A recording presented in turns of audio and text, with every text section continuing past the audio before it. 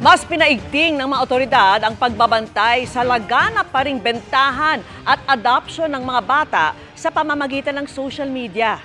Isa sa mga nasagip dyan ang 7 buwang gulang na sanggol. At nakatutok si Dano Tingkungko. Lubos na ikinababahala ng National Authority for Child Care ang patuloy pa rin umanong modus ng babies for sale lalo na sa social media. Pinakahuli rito ang 7 buwang gulang na sanggol na nirescue ng PNP Women and Children Protection Center sa Rodriguez, Rizal noong November 6. Ayon sa pulisya, ibinenta ng suspect ang sanggol sa isang undercover agent sa halagang 35,000 pesos sa pamamagitan ng isang legal adoption chat group. Isang rescue operation ang ikinasa para sagipin ang sanggol na nasa pangangalaga na ngayon ng mga otoridad. Inaresto din ang 29 anyos na suspect.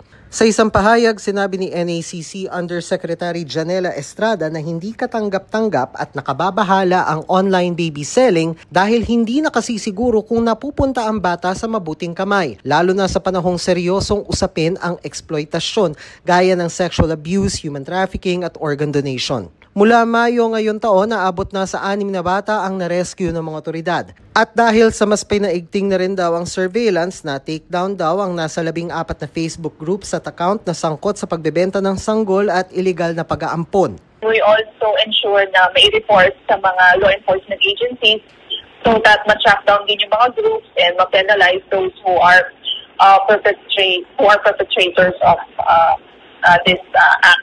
Bukod sa aruga sa mga batang nire-rescue, nagsasagawa rin ng intervention ng DSWD sa mga magulang na mga sinasagip na bata. Para sa GMA Integrated News, Dano Tingkungko, nakatutok 24 oras.